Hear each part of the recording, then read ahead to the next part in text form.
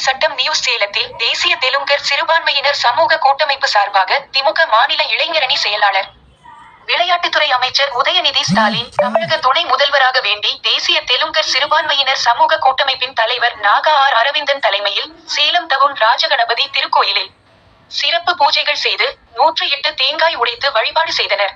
தற்போது தமிழகத்தில் முதல்வர் மு க ஸ்டாலின் சிறப்பான ஆட்சி செய்து வருகிறார். குறிப்பாக பெண்கள், மாணவியருக்கு பல்வேறு நலத்திட்டங்களை வழங்கி வருகிறார். தமிழக மக்களே திரும்பி பார்க்கும் அளவிற்கு சிறப்பான ஆட்சி செய்து வருகிறார். மேலும் தமிழகத்தின் துணை முதல்வராக உதயநிதி ஸ்டாலின் வந்தால் தமிழக மக்களுக்கு மேலும் பல நலத்திட்டங்களை வழங்கி தமிழக மக்கள் மேம்பட பாடுபடுவார். அதனால் தான் எங்கள் கூட்டமைப்பின் சார்பாக தமிழக துணை முதல்வராக உதயநிதி ஸ்டாலின் வர வேண்டும் என்று சிறப்பு பூஜை செய்கிறோம் என்று தெரிவித்தார்.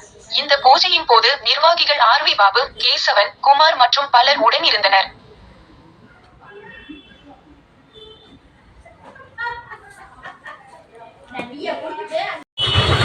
தமிழகத்திலே சிறப்பாக ஆட்சி செய்து வரும் தமிழக முதல்வர் அண்ணன் மு க ஸ்டாலின் அவர்களுக்கு எங்களுடைய வாழ்த்துக்களையும் பாராட்டுகளையும் தெரிவித்துக் கொள்கின்றோம். மேலும் குறிப்பாக தமிழகத்திலே பல்வேறு நலத்திட்ட உதவிகள், குறிப்பாக சொல்ல வேண்டுமென்றால் பெண்களுக்கு, மாணவிகளுக்கு என்று ஏராளமான திட்டங்கள் இன்றைய தினம் தமிழகமே திரும்பி பார்க்கக்கூடிய நலத்திட்ட உதவிகளை வாரி வழங்கி கொண்டுள்ளார்.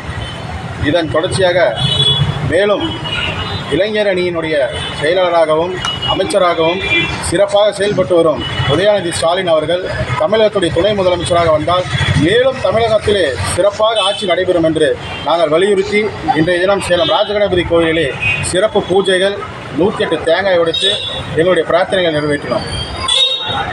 நாகா அரவிந்தன், மாநில தலைவர், தெலுங்கர் கூட்டமைப்பு.